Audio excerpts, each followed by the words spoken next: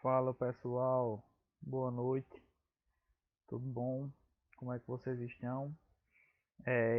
Estamos iniciando mais uma aula é, do curso Técnico em Edificações na nossa maravilhosa escola São Vicente de Paula. Estamos dando início aqui à nossa disciplina de materiais de construção. Creio que muitos aqui já tenham certa noção do que engloba, na verdade, é, essa disciplina tão fantástica que são os materiais de construção.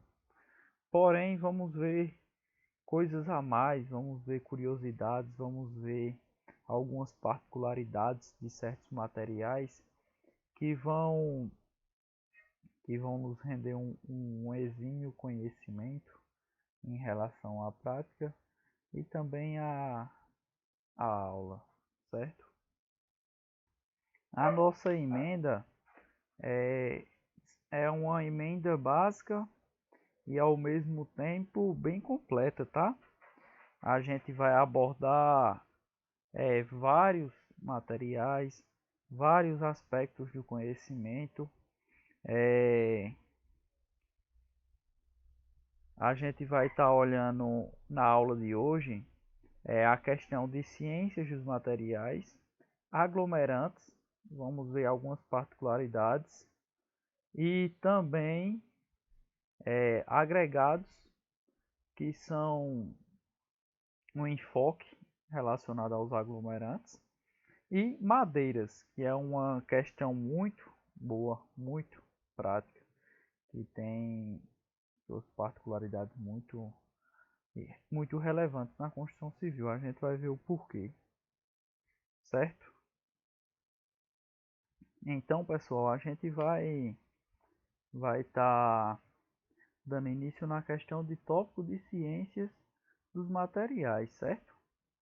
Mas o que isso vai englobar, Daniel? A gente vai primeiro entender o que são os materiais de construção civil, certo? Os materiais de construção civil são todos os materiais que a gente vê na parte da construção, que a gente vê na nossa obra, que a gente vê em todo o aparentado da obra. Então, tudo se engloba na parte de materiais da construção civil. Os materiais de construção civil são todos os elementos da construção civil aplicados isoladamente ou em conjunto e capazes de cumprir os requisitos propostos em projeto. Então vamos lá, pessoal. Inicialmente temos uma parede. Os materiais que vão compor a parede são materiais de construção: o tijolo, a argamassa. Na argamassa já vem o cimento e a areia. Então tudo isso é parte dos materiais da construção civil. Tudo vai englobar. No telhado a gente tem um componente único, o telhado. Porém, esse componente telhado é feito por diversos materiais. Temos a telha, temos as ripas, temos os caibros, temos as linhas, temos os pregos, temos os parafusos, temos as terças. Então tudo isso vai empregar o âmbito dos materiais de construção, tá certo? A gente vai ver que os materiais de construção é um ramo muito grande, muito favorável para a parte de pesquisa, para a parte de ciência. A gente vai ter essa noção de que os materiais de construção civil são cada dia são melhorados, cada dia são especializados, cada dia são renovados. E isso é o que dá essa gratificação em trabalhar na construção civil, porque a cada dia que se passa, o pessoal está procurando um jeito de melhorar, está procurando uma visualização, está procurando algo que leve ali a gerar uma perfeição melhor, certo, pessoal? Então, pessoal, o porquê devemos estudar os materiais na construção civil, certo? O pessoal questiona muito isso. Ah, mas o tijolo é um material que está aí há muito tempo, é um material igual há vários anos, mas não é, pessoal. A gente sabe que ocorreu uma evolução. Inicialmente a gente tinha aquele tijolo maciço, posteriormente tivemos os tijolos furados, 8 furos, logo em seguida começou a ser utilizado o bloco de concreto. Então a gente vê que a evolução vai acontecendo com todos os materiais, mesmo que alguns avancem mais rápido do que outros, mesmo que uns demorem mais do que o outro, mas sempre, sempre, sempre vai ocorrer a evolução. A evolução ocorre constantemente por conta de necessidades, por conta de erros passados. Então, sempre vai ocorrer, certo? Os técnicos em edificações estudam os materiais porque, ao projetar ou fiscalizar, terão sempre de estar conscientes de suas propriedades e dos problemas que esses materiais originam. Então, a gente vai estar estudando aqui a questão de materiais de construção com o intuito de saber o tipo do material, saber como o material funciona, saber quais são os seus problemas, saber realmente tudo, conhecer de cabo a rabo o material, porque quando a gente estiver na obra, a gente vai ter a ciência, vai ter a esperteza ali de estar utilizando aquele material ao nosso favor. E isso é uma coisa que alavanca muito a carreira do profissional na construção civil, é saber trabalhar com o material. Mesmo que o material tenha inúmeros defeitos, a gente sabendo as principais qualidades vai estar sabendo trabalhar corretamente com o material, certo? A gente vai estar fazendo alguns informativos quando vamos analisar os materiais. Então a gente vai estar fazendo o que? Critérios de escolha. Esses critérios de escolha, eles podem ser referentes a condições técnicas, no caso resistência, trabalhabilidade, durabilidade, higiene, como também condições econômicas, que tem que satisfazer as necessidades com um custo reduzido. Não adianta você querer empregar o melhor material se você não tem um custo para arcar com ele, porque você vai estar você vai estar incluindo um material extremamente caro e vai estar tirando valores de outros locais para poder implementar esse material. E também um dos pontos fundamentais nesse tempo que estamos vivendo é as condições estéticas, em relação tanto à aparência quanto o conforto. A gente sabe que hoje a parte visual da construção civil se tornou praticamente um semblante.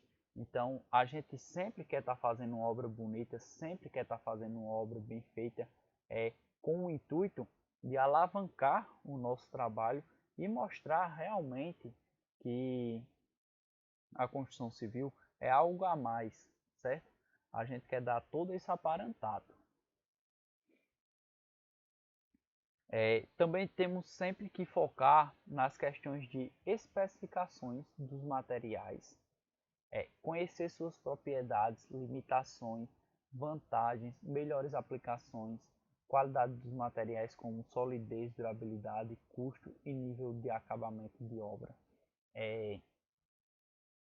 Esses itens são muito relevantes porque quando você sabe o que aquele material pode lhe proporcionar, você vai utilizar ele da melhor forma possível.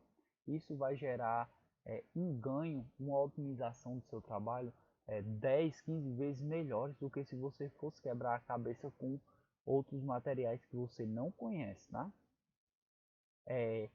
escolher o material certo para um determinado fim. Isso é o que vai determinar a questão da obra.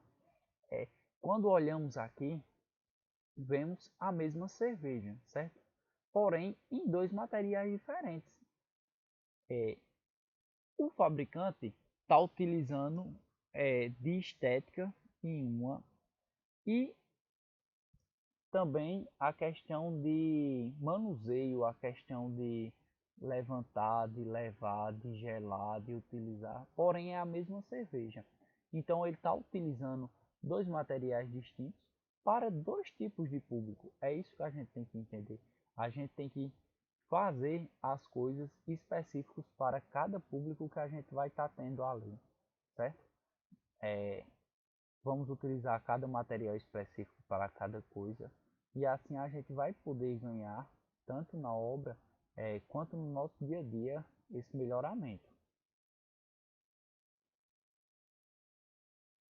É, Aqui também vemos agora na área da construção civil referente à escolha de materiais, certo?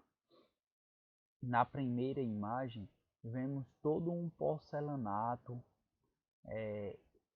espalhado tanto no piso quanto nas paredes. A escolha do porcelanato não é à toa. Vemos que é uma área de banheiro, então precisa-se da utilização do porcelanato ou da cerâmica para fazer a impermeabilização, não deixar a água penetrar. Em áreas molhadas, faz-se sempre a utilização de materiais que dão uma impermeabilização melhor.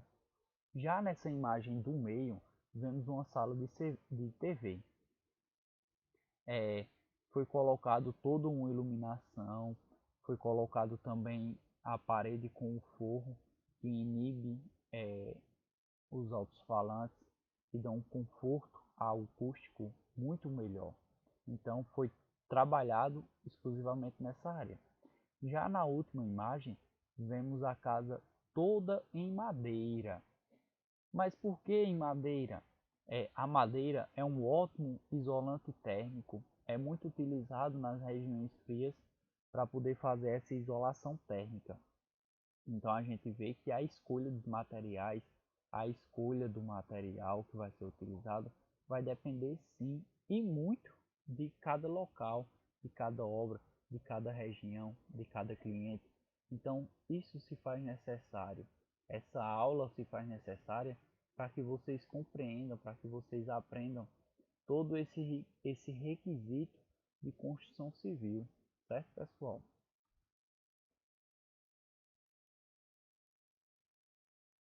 É, Como conhecer as propriedades dos materiais?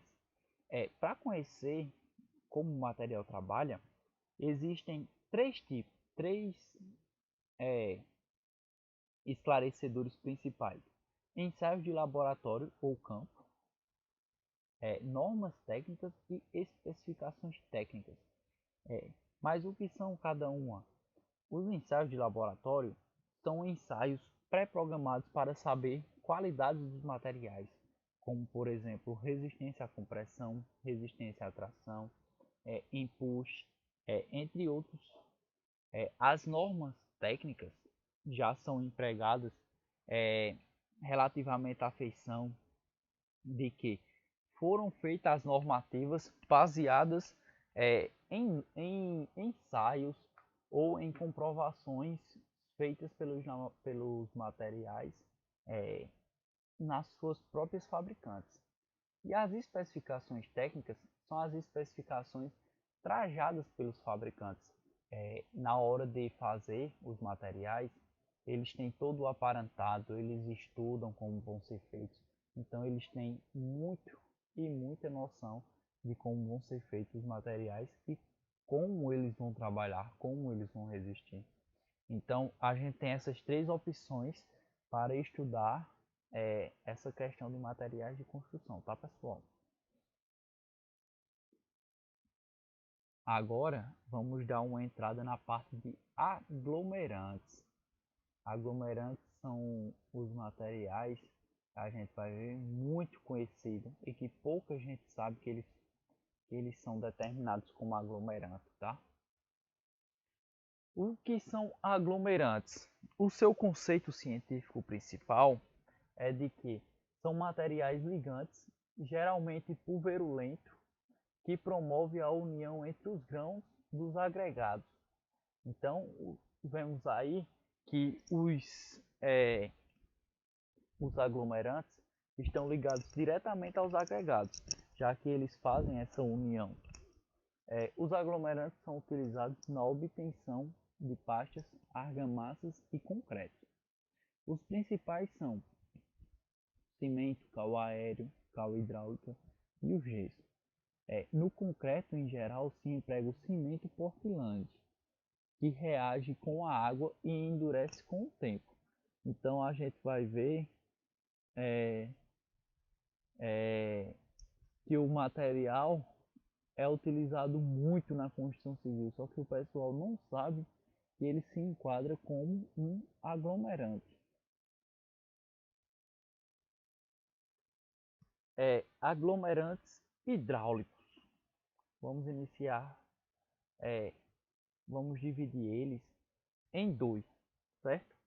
A gente vai ter os simples, que reagem única e exclusivamente com água, por exemplo, o cimento Portland comum, e também vamos ter os compostos, que são misturados com produto, como o cimento Portland pozzolânico, que é o CPZ. Ele endurece pela ação exclusiva da água. Esse fenômeno é denominado hidratação. Todo mundo sabe que para o cimento ficar duro, para o cimento ficar resistente, tem que ser acrescentada água para poder ocorrer os efeitos químicos ali entre os materiais e ocorrer o endurecimento dele, tá? Também se tem o aglomerante aéreo, que ele endurece pela ação química ao CO2 do ar. Por exemplo, existe o cal aéreo. E também existem os aglomerantes mistos, que são a junção de dois ou mais aglomerantes. Por exemplo, o cal e o cimento, que é o mais utilizado. Então a gente vê que os aglomerantes são utilizados de diversas formas e as suas principais características são fazer a união entre os agregados e promover esse endurecimento, esse enrijecimento ali com os seus materiais principais, certo? A pega, ela é o que define com o tempo de início de endurecimento. A pega se dá quando a pasta começa a perder a sua plasticidade. Então, quando o material já começa a ficar durinho, ele está ali no seu início de pega. O fim da pega ele se dá quando a pasta se solidifica totalmente. Porém, ela não necessariamente está no auge de sua resistência total. Esse tempo vai variar de acordo com o material. Por exemplo, se a gente colocar o cimento, se a gente colocar o concreto no sol, ele vai endurecer ali e vai passar da sua fase de pega em horas. Porém, ele só vai estar na sua resistência máxima com 28 dias, certo?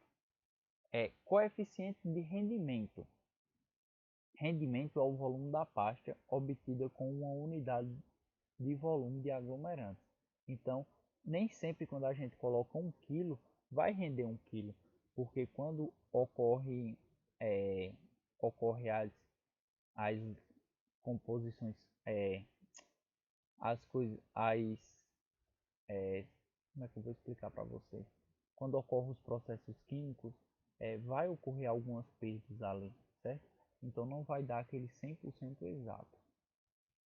A cal, por calcinação, a temperatura elevada.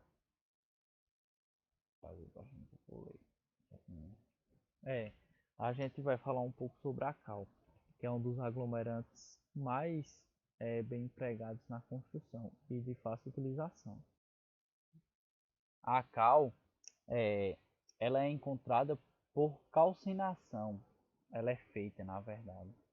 É a uma temperatura extremamente elevada, acima de 900 graus Celsius. Sua matéria-prima são rochas calcárias ou rochas magnésias, certo? Há dois tipos de cal utilizados na construção civil. A cal hidratada, no caso conhecida principalmente como aérea, a partir da queima da rocha calcária em fornos, a calcinação a 900 graus Celsius, obtém-se a cal viva ou cal virgem, como é falada. Esta não tem aplicação direta na construção civil, sendo necessário, antes de usá-la, fazer uma extinção ou hidratação de pelo menos 48 horas de antecedência. Dessa forma, pode ser aplicada, por exemplo, em argamassas, junta ou não com cimento, em preparo de trinca, tratamento de água, entre outros. É obtida pela já a cal hidráulica, ela é obtida pela calcinação de rochas calcárias que contém a quantidade apreciável de materiais argilosos. A produção da cal hidráulica consiste em da fragmentação da rocha calcária, seguida da calcinação e da hidratação, conforme o esquemazinho abaixo que a gente vai ver. Depois do cozimento, as pedras são umedecidas para extinção, no caso que é a hidratação, com uma temperatura controlada na faixa de 150 graus Celsius. O controle da extinção é rigoroso, pois a água em excesso, combinado com os sicálitos e os aluminatos, e a cal se pulveriza.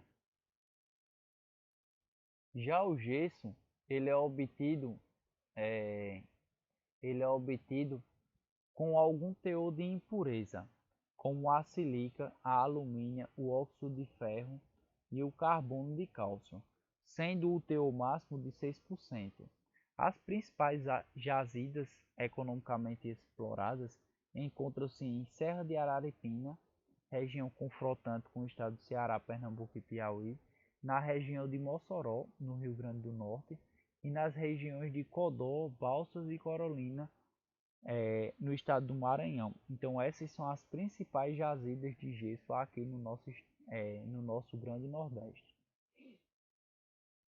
Já o cimento, sua maior parte sendo constituída por calcário, o cimento é um dos aglomerantes mais complexos existentes. Durante sua produção, outros materiais são adicionados a ele, certo? Após passado seu período de pega, o cimento torna-se tão duro quanto uma rocha e não se dissolve perante o contato com água, diferente de outros aglomerantes. É classificado como um aglomerante hidráulico, tá, pessoal?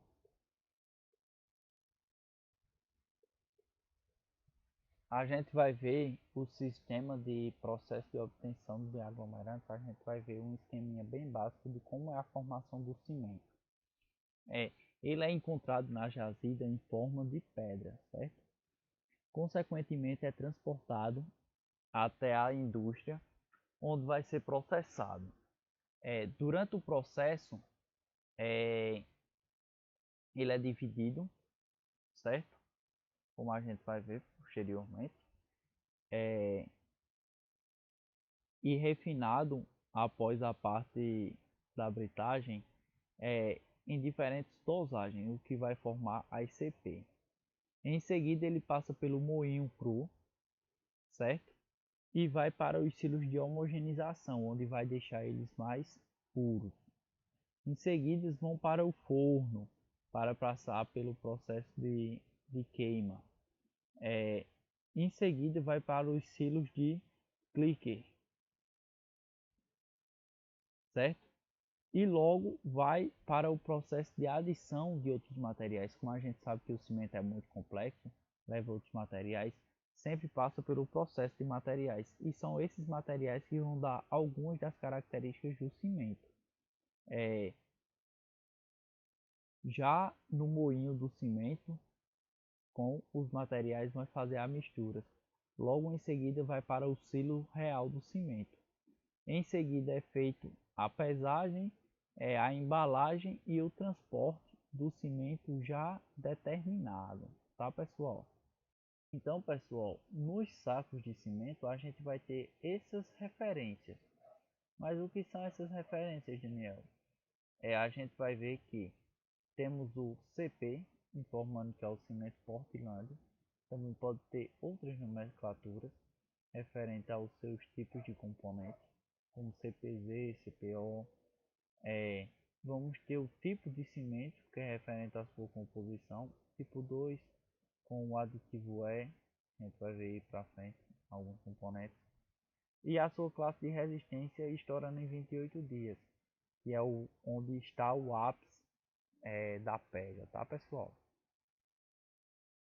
A gente vai ver que CP2 por exemplo, adição de escória granulado de alto forno em proporções que variam de 6 a 34%, o que confere baixo calor de hidratação ao cimento.